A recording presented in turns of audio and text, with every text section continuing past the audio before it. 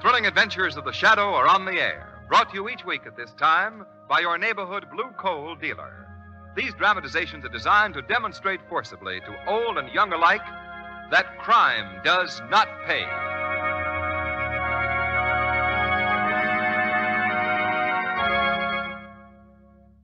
Protect yourself against the quick weather changes that are so common this time of the year by heating your home with blue coal.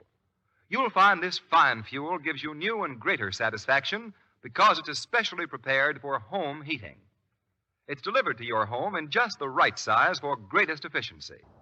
That means warmth even on the coldest days. It means money saved, too, on fuel costs. Remember, when you buy blue coal, you save money by buying the best. Get in touch with your neighborhood blue coal dealer tomorrow and have him fill your bin with the always clean and dependable blue coal.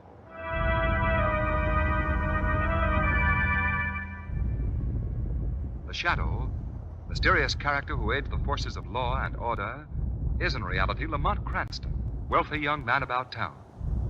Several years ago in the Orient, Cranston learned a strange and mysterious secret. The secret of hypnotic power to cloud men's minds so that they cannot see him. Cranston's friend and companion, the lovely Margot Lane, is the only person who knows to whom the voice of the invisible Shadow belongs. Today's drama, Death Gives an Encore.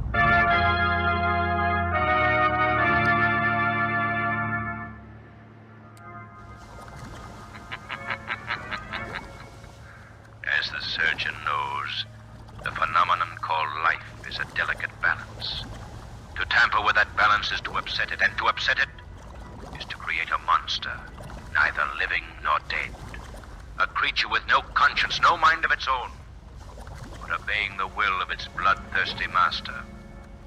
This is the story of a scientist who walked a road no mortal man dare travel. And in conclusion, gentlemen of the Biologist Society, may I say that I have actually seen cases of this living surgery in the Orient. I have seen whole parts of bodies transplanted successfully. Vital organs removed from one person and grafted onto another. Professor Gondo, may I say you leave so much to the imagination. Are you implying that I lie, Professor Wallace? I'm not implying. I say that you're a fraud and have no business here addressing a group of scientists. I quite agree with that. Well, Gondo, where is the proof of your statements on living surgeons? For 10 years, Wallace, you have attempted to ruin me. I have given you no reason, no cause for these unjustified attacks on me. Proof?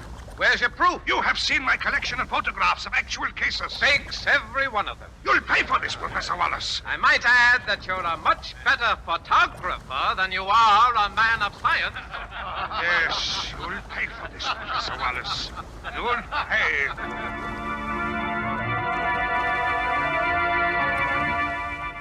Read all about it. Knifer Williams dies tonight in chair. Knifer Williams to be executed tonight. Read all about it. This is the end of the road for you, Williams. You any last words? Any last requests? Yeah, Warden. Free my hands and give me a knife. I see, Williams. Still unrepentant. May the Lord see fit to pardon your sins. All right.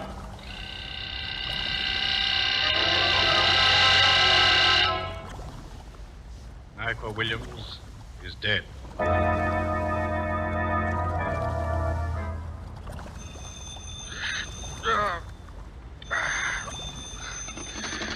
Hello, Commissioner Weston speaking. Hello, Commissioner Weston. This is Warden Sloan of the state prison speaking. Yes, Warden, yes. Commissioner Knifer Williams' body was placed in the prison morgue and... Did you call me at 4 o'clock in the morning to tell me that? No, sir. What then? His hands, Commissioner. His hands have been amputated. Amputated? They're missing. Good Lord, missing. Why? I don't know, sir. It looks like the job of a skilled surgeon. In some way, someone got into the morgue and mutilated Williams' body.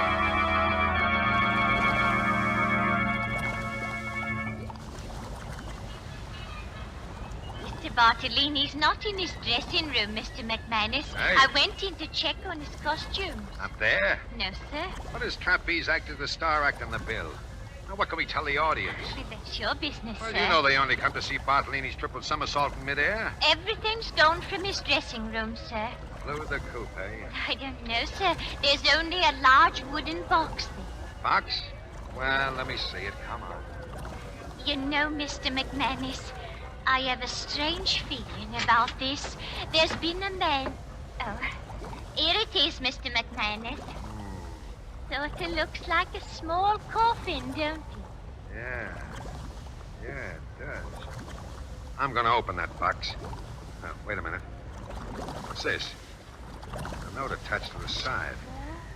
It says, Bartolini won't need these anymore. It's unsigned. I don't get it. Open the box. All right. Oh! Just his arms. Bartolini's 2 arms in the box. Amputated at the shoulder.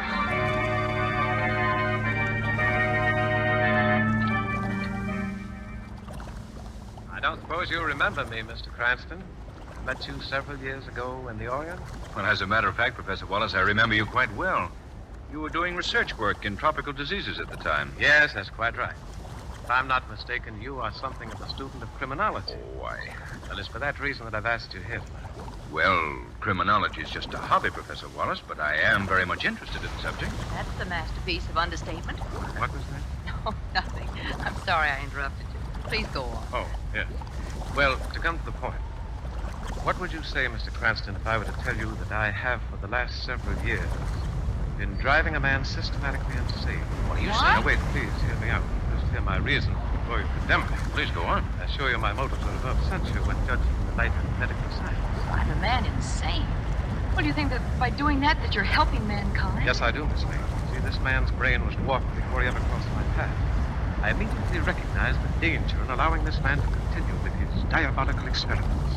Experiments with living bodies. What? I don't believe I quite understand, Professor Wallace. Experiments with living surgery, Mr. Cranston. The grafting of arms and legs and vital organs from one body to another. The man's name is Gondo, a brilliant biologist whose intense work in the field of biological research twisted his mind. There's no telling what horrible crime he might not commit in his effort to prove his theories. So why wasn't some effort made to cure him? Cure is out of the question, Miss Lane. That horrible obsession is beyond medical aid. Oh, I see. So my sole purpose was to make Professor Gondo commit some act of violence toward me. Then I could have him sent away to some institution where he'd be safe. And at last, I think I have succeeded. Read this note I just received. What does it say, Lamont? My brain against yours, Professor. The body of a skilled gymnast, and in a murderer's hand, cold steel, thirsting for your blood. Tonight. Why, it's unsigned. It's undoubtedly from my friend Gondo. You don't seem very much upset by that threatening note, Professor Wallace. Well, Miss Lane, my apartment here is 22 floors off the street, all guarded by private detectives. Lamont, look! Where? Look out the window over there. I saw someone on the window ledge of the building across the court. Why, that's impossible. There's not enough ledge on those windows for a cat to walk on. I can't see anybody. It's too dark. Well, I'm sure I saw someone for a moment. Probably your nerves, Margot. I can't say I blame you after hearing that. What was that? It came from my study. My assistant Peterson is going over some notes of mine in there. Come on. Yes, of course. Oh, no. Don't look, Margot. Peterson. Dead. Stabbed through the throat with a knife. No, Wallace, not stabbed. The knife was thrown. And look, the window is slightly open at a level with his head. Thrown? Miss Lane was right about seeing someone across the way. Careful, Wallace. The killer may still be there. Look out! What's that? Another knife. There's a note attached to it. Read it, Francis. Yes. Fear festers like an evil disease. The first knife was to plant the infection. The next to drain your life's blood.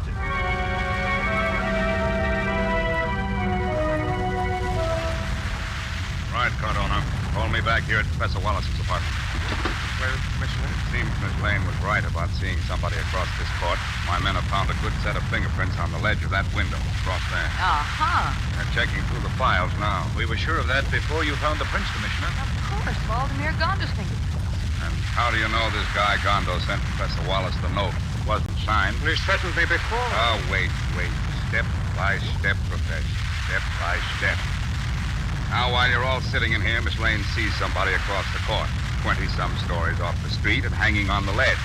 Hanging on a ledge, mind you, like a fool monkey. I'd have to be another Bartolini to do that. Bartolini? Yes, that's the name I was trying to remember.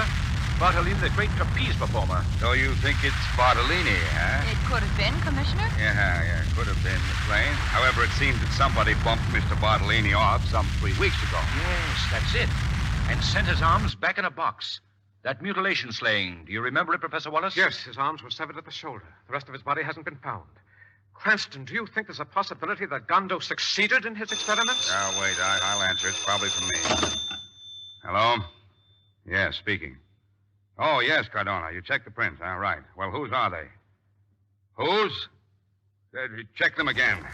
You heard me check them again, and if you give me the same answer, you're fired. Whose fingerprints were they, Commissioner? Dopes in a fig. I'm going to clean out that whole fingerprint department. Whose prints were they? He said they were Knifer Williams' prints. And Knifer Williams died in the electric chair 4 weeks ago.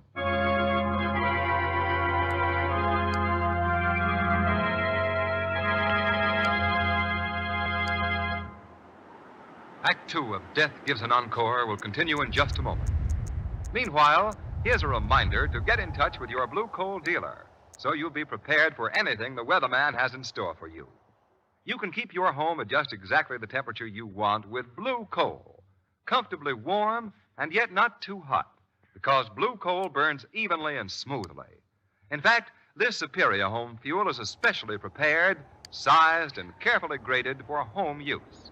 Yes, it fits the requirements of your furnace. It's tailor-made for your home. That's why you're sure of complete satisfaction when you heat with blue coal. You not only get comfortable, dependable warmth, but besides that, this tested superior home fuel is a money saver. It burns so efficiently that you enjoy real economy with blue coal. Get in touch with your neighborhood blue coal dealer tomorrow.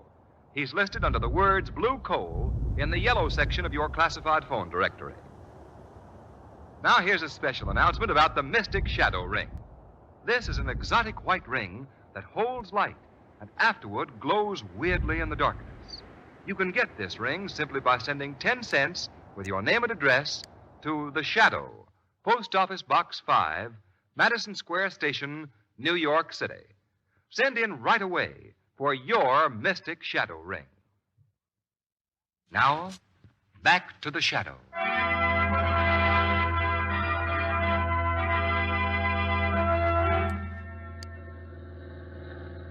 Lamont, what on earth do you make of this whole business? Margot, I don't think Bartolini is dead. Everything points to the fact that Gondo was successful in his experiments. Well, then the creature I saw on that window ledge... May have been the trained acrobat Bartolini with the grafted arms of the Knifer Williams. Oh, but how could Gondo control the brain of his monster? I don't know that, Margot.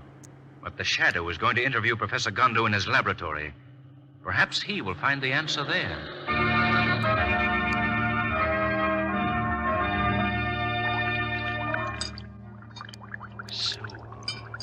Soon. Proof you wanted, eh? Well, proof you shall have. Professor Gondo. What? I heard something. There's nobody here. You're wrong, Professor Gondo. The Shadow is also here. Where? Where? I don't see anyone. The Shadow cannot be seen by your eyes. Why did you come here? I want to know about your experiments in living surgery.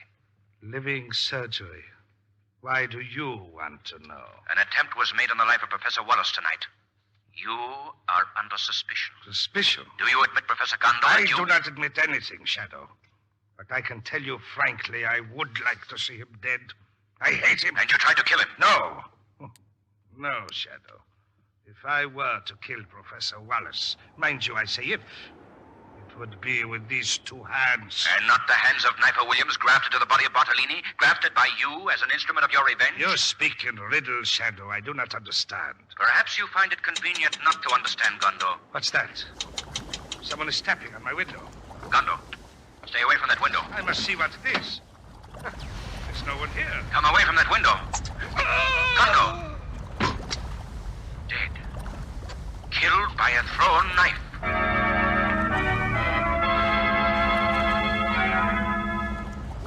Street paper, read all about it. New knife slaying. Professor Gondo, third victim of fiendish knife murderer.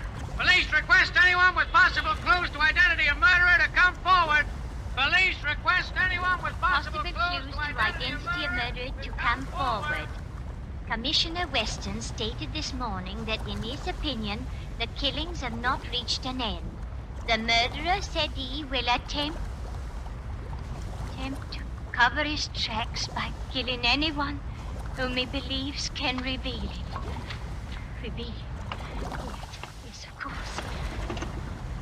Hello, operator. Get me police headquarters immediately. Oh, I hope it isn't too late. Hello, police? I must speak to Commissioner Weston. Hurry, please. I think I can identify the knife murderer. Yes. Well, I'm the wardrobe mistress for Romero Brothers Circus, and I remember the man who was last seen with Mr. Bartolini. And if I'm in danger because of that... What? Oh, yes, I'd know him in a minute. He knew Mr. Bartolini and was always around. He seemed to take an unusual interest in Mr. Bartolini. Mr. Bartolini! You are going to die, Mrs. Dorner. You are going to die. Mr. Bartolini, that knife. What are you going to do with that knife? I must kill you. You must be put out of the way. Oh, Mr. Bartolini, what have I ever done to you? Oh, please. No! No, don't throw that knife! Ah!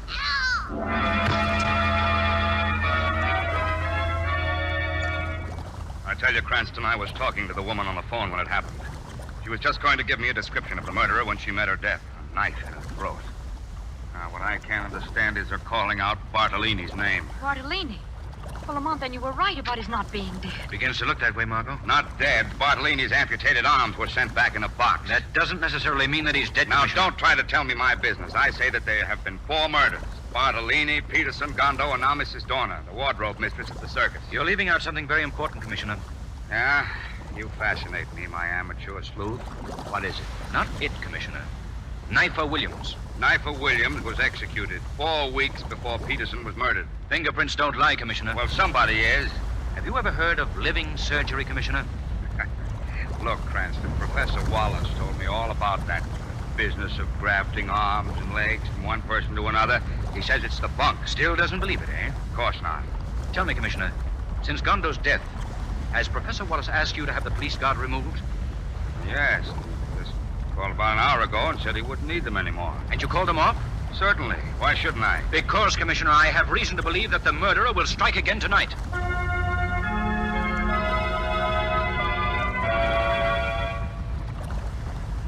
Well, Mr. Cranston, Miss Lane, you've searched my apartment and laboratory from one end to the other. Satisfied now there's no one lurking here? Satisfied isn't the word. I'm relieved. But surely, since Gondo's dead, Mr. Cranston, there's nothing for me to fear. Don't forget that Mrs. Dorner, the wardrobe mistress, was killed after Gondo. And by the same murderer. I can't help admiring your bravery, Professor Wallace. But aren't you overlooking the facts? Yes, that is quite true. In the mind of this monster, the hypnotic thought may still be implanted to murder you. Yes, that's very true, Mr. Cranston. Well, in that event, is there anything else here in my apartment you'd care to examine? Any place where the killer may be hiding? Well, come to think of it, I did notice a fire escape off one of the back rooms. You mind if I look it over? No, please go right ahead. Wait here, Margot. I'll be back in a few minutes. All right, Lamont. Don't be gone too long. I will. It's a very clever young man, Miss Lane. Very clever. Well, he has a way of tracking down a criminal, no matter how brilliant or how cunning. Yes, I suspected as much. You'll pardon me, Miss Lane, but I've been looking at your hands. You're a musician, aren't you? Well, I play the piano after a fashion. Just after a fashion? That's too bad. With your hands, you should play magnificent. Yes? Well, thank you. Don't thank me yet. What do you mean? I'm going to give you the name of a very fine piano teacher. Yeah, I think I have his card right here on the desk. I'm sure I have it someplace. Hello, look at this. Oh, what a strange-looking bottle. It's carved jade, isn't it? Yes, I picked it up in my travels in the Orient. Contains a very rare and exotic perfume. Forgotten all about it. Must have been in the drawer here. Here. It's yours. Oh, no, I couldn't accept please, it. I insist. I haven't any use for it. You may find it very interesting. Well, how nice. Thank you very much. Smell it. It has a very delicate, very wonderful scent. It's wonderful. Wonderful. I neglected to tell you, my dear Miss Lane, that it is a powerful hypnotic drug as well. Now, Miss Lane, you're going to aid me. Yes, aid me to get rid of your friend Lamont Cranston. Now listen to me and obey. You must obey every command. Yes. Yes, I must obey. Good, the drug is working well. Now to release my killer. See, I press the button, and the panel slides open. Your clever friend Cranston overlooked that when he searched this apartment. Bartolini, come. I've another little job for you. I hear you, Master. Good. Now, for the final ironical touch, the final sardonic gesture. Miss Lane, you will send this monster after Lamont Cranston. No. You will command him to destroy him. No. Command him. You'll go to the fire escape. Yes. Yes. You will find a knife in your hand. Yes. The knife. Then you will Kill him. You will kill him. Good. You hear your orders, Bartolini? I hear. Then carry them out. Yes, Master. Do you think you could escape punishment for your crimes, Professor Wallace? What? Who said that? The shadow, Professor Wallace. You can't see me because I've cast a hypnotic mist over your mind. Shadow? It was a brilliant plan of yours, Wallace, to accuse Gondo of the murders, to make it appear that he was the creator of this monster, with the body of Bartolini and the arms of Knifer Williams, when it was you. Then to make it look as if you were the target of the attack rather than the attacker. And now you know, Shadow. I ordered my killer here to murder Gondo, and Peterson, and then Mrs. Dorner. Yes, my tracks are well covered, too. Not well enough to deceive the shadow. Don't you understand, Shadow? You are to be the last link in the chain, the last one to die. Professor Wallace, this is the end of your criminal career. Let's drop this pretense, Mr. Cranston. Cranston? Yes, I can see you quite well. You forget that I, too, know something of hypnosis. You're my prisoner. You're going to die along with your friend Miss Lane here. All except her hands, which I shall use again. So, it is to be a contest between the power of darkness and light, Professor Wallace. And the dark shall win, Mr. Cranston. I'll make the first move in our mental chess game. Bartolini, grab her. Hold her. Yes, Master. Margot. There, Master. I've got her. Margot. Make one move and she dies, Mr. Cranston. Up on the window ledge with her, Bartolini. Yes, Master.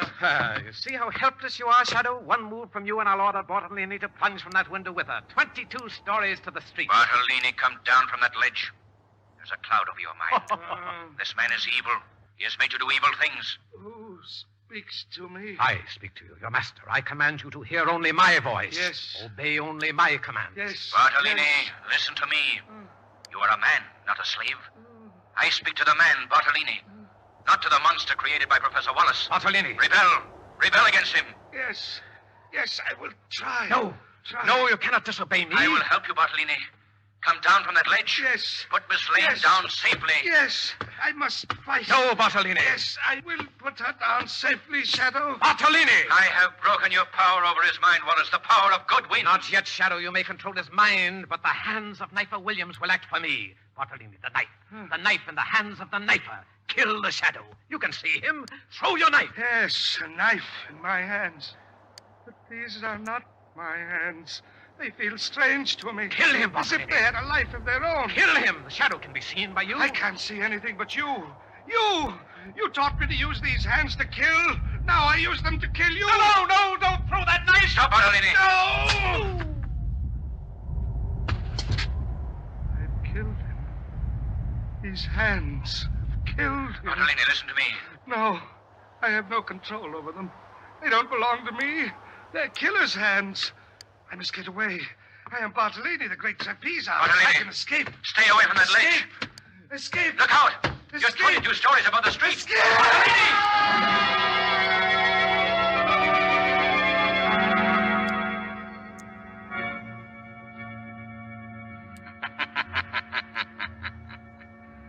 The phenomenon called life is a delicate balance. To tamper with that balance is to upset it, and to upset it is to create a monster.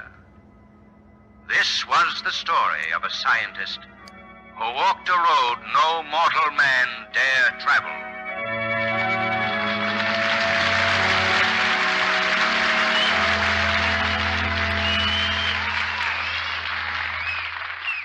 In just a moment, we'll bring you a special feature of America at War. But first, we present John Barclay, Blue Coal's home heating expert. Mr. Barclay. Thank you, Ken Roberts, and good afternoon, ladies and gentlemen. Most of you folks drive cars, I take it. But I'll wager that you wouldn't think of driving any car unless you were sure the accelerator and brakes were in good operating condition. That's common sense, because they control the speed of the car. Well, in heating your home, the dampers on your furnace should be operated correctly, for these dampers control the burning speed of your fire. So if you aren't sure how to set the dampers for best results, and if you're not getting your money's worth in real heating comfort, call your neighborhood Blue Coal dealer. He'll be glad to send his John Barclay serviceman around to inspect your furnace. And remember, friends, this man has been trained in economical home heating. He'll look your furnace over and tell you frankly if adjustments are needed to improve its operation. What's more, he'll show you how to regulate your dampers properly. You see, he is genuinely interested in your getting satisfactory results and using the smallest possible amount of fuel. And folks, this is an exclusive Blue Coal service. If you have any heating problem, call your friendly neighborhood Blue Coal dealer. You'll find him courteous and anxious to cooperate. I thank you.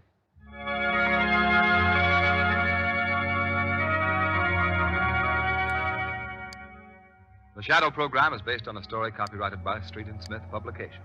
The characters, names, places, and plot are fictitious. Any similarity to persons living or dead is purely coincidental.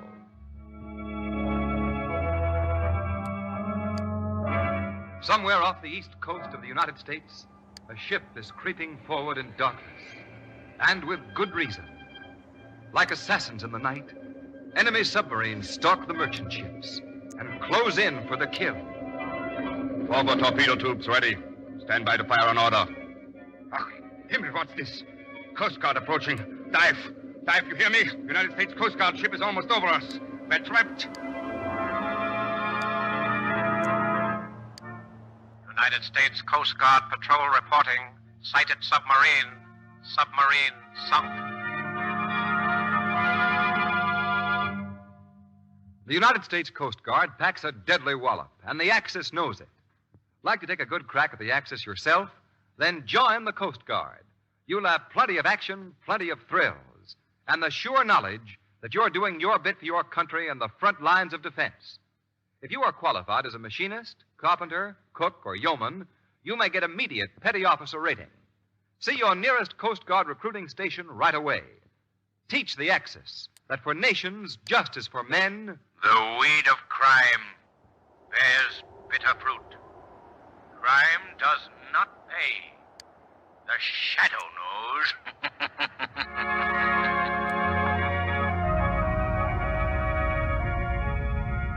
Next week, same time, same station, your friendly Blue Coal dealer brings you another strange and thrilling adventure in the Shadow's daring battle against the forces of evil. Be sure to listen, and be sure to phone your neighborhood Blue Coal dealer for greater heating comfort at less cost. Remember, keep the home fires burning with Blue Coal. This story was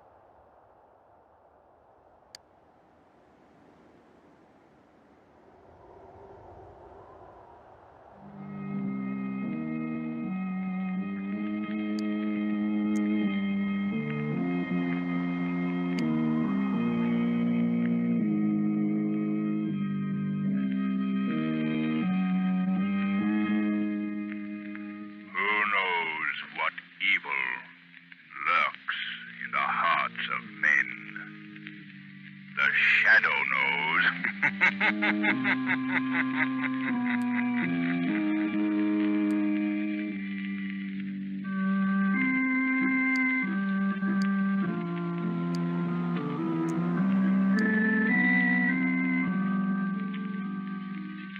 local blue coal dealer presents The Shadow. These half-hour dramatizations are designed to forcibly demonstrate to old and young alike that crime does not pay.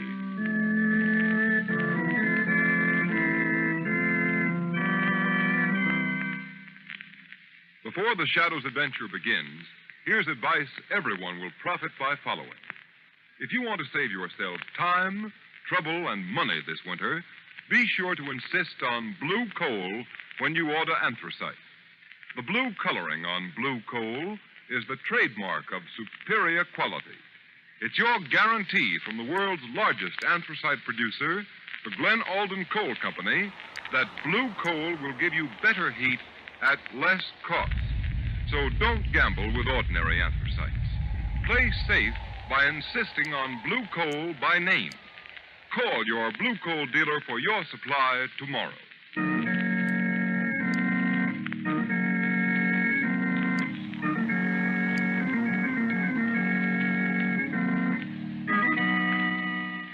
The Shadow, mysterious character who aids those in distress and helps the forces of law and order, is in reality Lamont Cranston, wealthy young man about town. Cranston's friend and companion, the lovely Margot Lane, is the only person who knows to whom the unseen voice belongs, the only one who knows the true identity of that master of other people's minds, the Shadow. Today's story, Black Rock.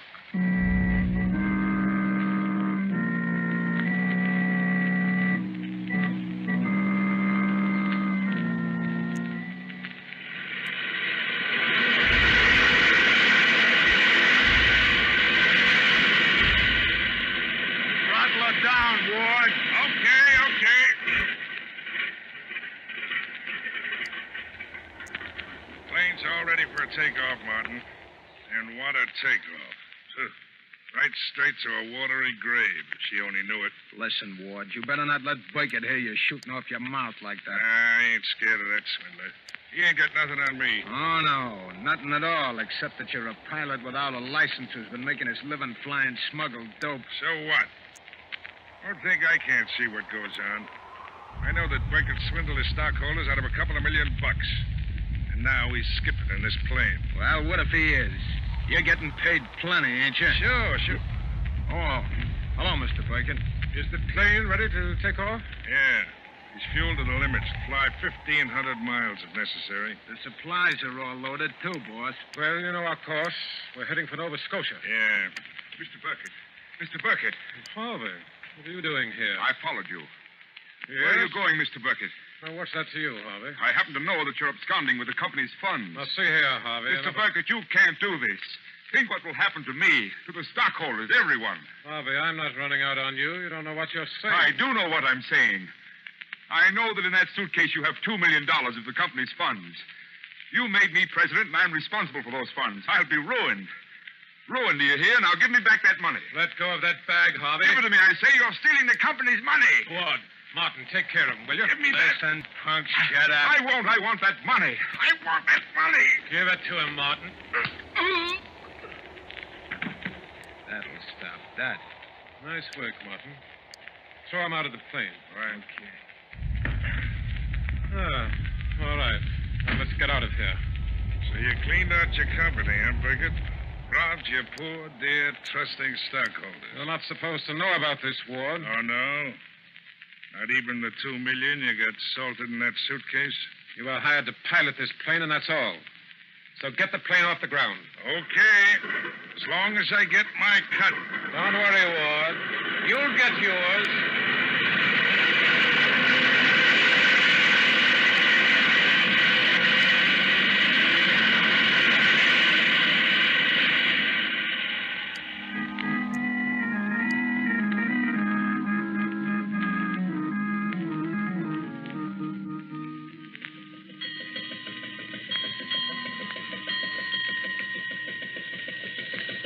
Looks like gulchy weather, Captain. That fog's rolling in thicker every minute. Aye. What do you expect on the Grand Banks, mate? Hey, where do you reckon our position? About 200 miles due east of Cape Race, Captain. Breakers off the port bow, Captain! Breakers off the port bow! Breakage off the port bow? Cut the engine, mate. Aye, sir. What do you make it? Look out! He's all vessel, Captain! Looks like the wing of an airplane! An airplane? Do you suppose it could be that plane that flew to sea 4 days ago, sir? Might be. Hey, there she is. Ease her off a bit. We'll drift down on it. Aye, Captain. Look, there's the plane's number on the wing, sir. Can you make it out? X1752. X1752. That's the plane, Captain. I remember the number. I heard a radio broadcast about her last night. So that's what happened to the poor devils. Lost their course and dropped into the sea. Look lively there, lads. Lend a hand and we'll haul that wing aboard. Aye, sir. Get a line ready, lads. Shall I get the dories over, Captain? Not in this fog. We'll cruise about. I've a notion we'll find no trace of the 3 poor devils that were aboard her. Poor devils? Rich devils, you mean, sir? Right. Burkett stole $2 million from the poor stockholders of the company. Aye. All the money in the world will do them no good in Davy Jones' locker. Aye. The rest of the plane is on the bottom of the banks, and them rascals in it. Aye, mate. Lost. Stake my life on it. Lost forever. And $2 million of poor people's money lost with them.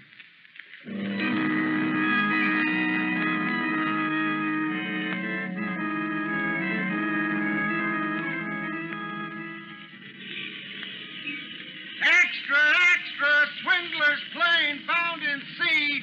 Burkett and companions believed drowned. Paper, paper! Police seek Frank Harvey, missing company president, for questioning. Extra, extra!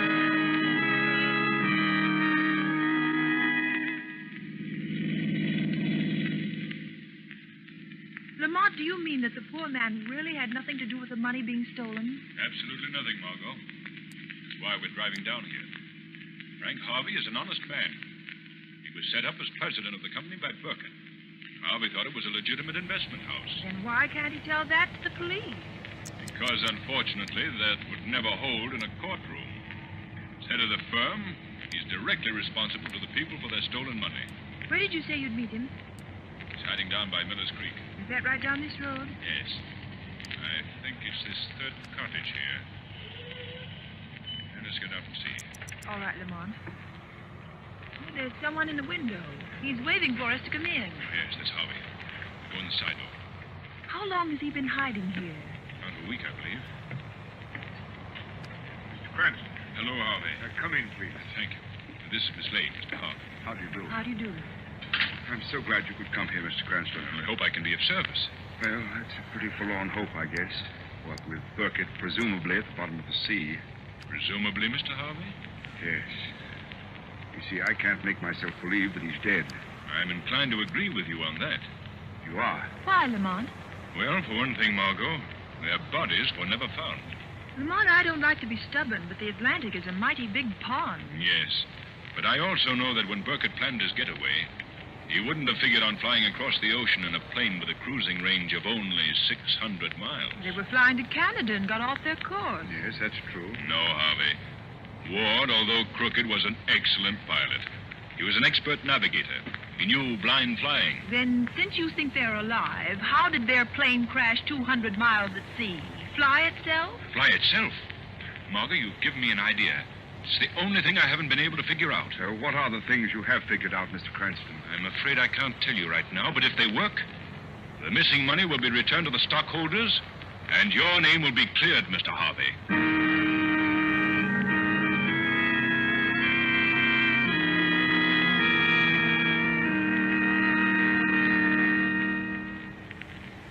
What do you expect to find at the airport at this time of night, Lamont? I'd like to take a look around the hangar where Burkett kept his plane, Margot. Well, what can you learn there? I'm going to stake everything on a shot in the dark. There's no one in that hangar but the watchman. He doesn't know anything, or if he does, the police and the G-men didn't get it out of him. So how can you hope... I'm going to ask him one question, Margot. How could a ghost airplane fly 200 miles and crash into the sea? And do you expect an answer from him? Not I, but the shadow does. Look. Look through those windows. Yes. There's the watchman.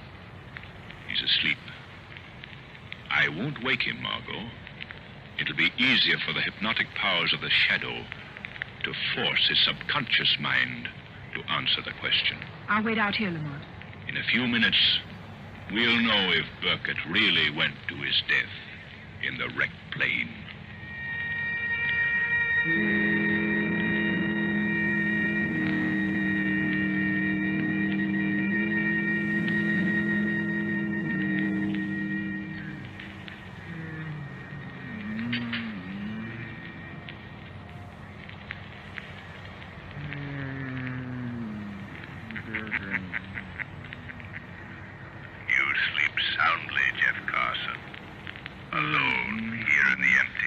Burkett. Burkett.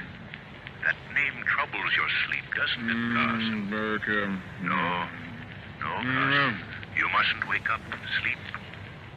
Let your subconscious mind hear me. I am Burkett. Burkett. I am Burkett. Burkett. You are remembering, recalling the things I paid you to forget. Yes. I paid you, didn't I, Carson? Yes. You paid me $1,000. Why? Why did I pay you? So I couldn't tell about the extra fuel tanks. Yes. Keep remembering, Carson. And the automatic pilot. Sleep, Carson. Dream on. I won't tell anybody. I won't tell anybody about those long flights you took, Mr. Burkett. Where did I go on those trips, Carson? Remember now. Black Rock. No, I won't tell them. Why did I install an automatic pilot, Carson? Why? Why? Black Rock. 1,000 miles and land.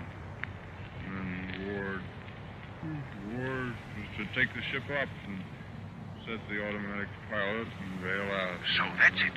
A ghost plane flown by a robot pilot cruising seaward until his gas ran out. Yeah. Where is Black Rock, Carson?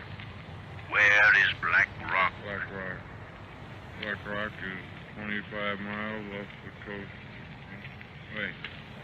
Wait. What am I saying? Who's that? Don't move! Don't shoot!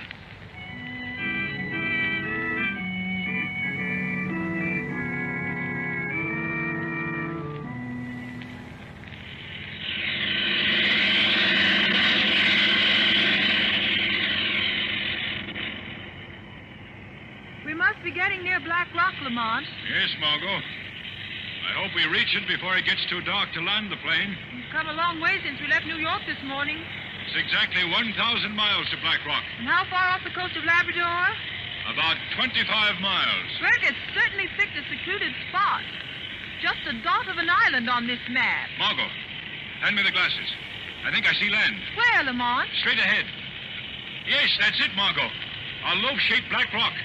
There's supposed to be a small cove to the landward side. How can this seaplane land with all this ice in the water? I've got to hope for enough open water, Margot. But Lamont, if Burkett and his gang are on Black Rock, they'll hear the plane. Can't be helped.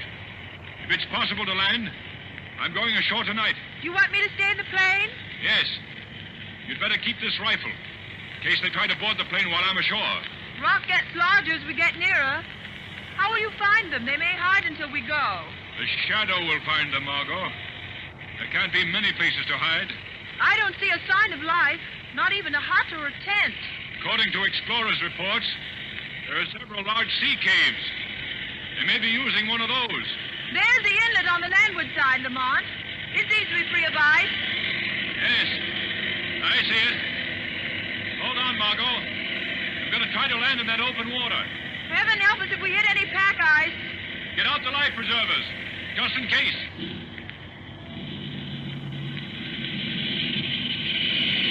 We'd freeze to death in that water. Steady. This is it.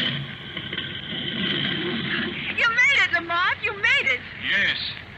And now the shadow must do the rest.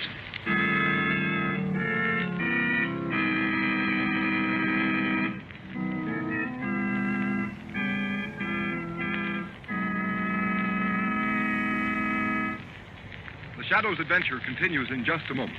But first, here's news. Thousands of families in this section of the country are going to enjoy far better heat at less cost in their homes this winter. For they've stacked their bins with the finest American anthracite money can buy, blue coal. Why is blue coal actually better than other kinds of anthracite, Mr. Roberts? Well, blue coal is a medium free-burning hard coal. Its square fracture shape permits more draft and allows every bit of blue coal to be burned up slowly and steadily right down to a fine, powdery ash. That's why blue coal is so much more economical. It gives you more useful heat. How about the care of the furnace with blue coal as compared to other anthracites, Mr. Roberts? Blue coal requires far less attention. It banks better and gives much longer firing periods. So homeowners save money by ordering blue coal from your dealer tomorrow. His name is listed in the Where to Buy It section of your classified telephone directory under the words blue coal. And ask about blue coal's automatic heat regulator. It's a thermostat which controls your furnace dampers automatically so that those at home can keep the house at the exact temperature they wish during the day by simply setting the thermostat control.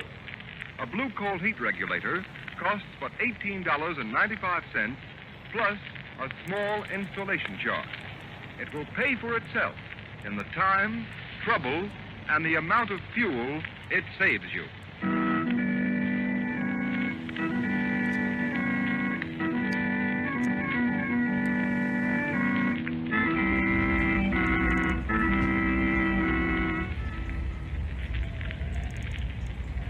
Come on, Martin.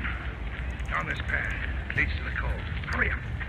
Hold that lantern higher, will you? I can't see. All right. It's better. Hey, you sure you know where Beckett hit that boat? Yeah. It's in that little cave right by the edge of the water. Keep that lantern up, will you? Want me to break my neck? Oh, if I hold it any higher, Beckett will see it. Well, let him see it. I'll kill him if he tries to keep us from getting off this blasted rock this time. Beckett will kill us if he catches us trying to get that plane in the cove. Hey, who do you suppose it is after us? What do we care? It's a plane, ain't it? A chance to get away from Beckett. Well, I ain't leaving without that money. Not after the way he starved us, kicked us around like dogs. All right, all right. We'll get the plane. Then we'll take care of Beckett. All right. Here's the cove. Look, I told you we'd find it, didn't I? Yeah. Come on. Yeah. Well, what are we waiting for? Come on, let's pull out to that plane. Oh, we gotta get the... Shut up, Martin. Listen. I heard something like somebody laughing. Laughing at us.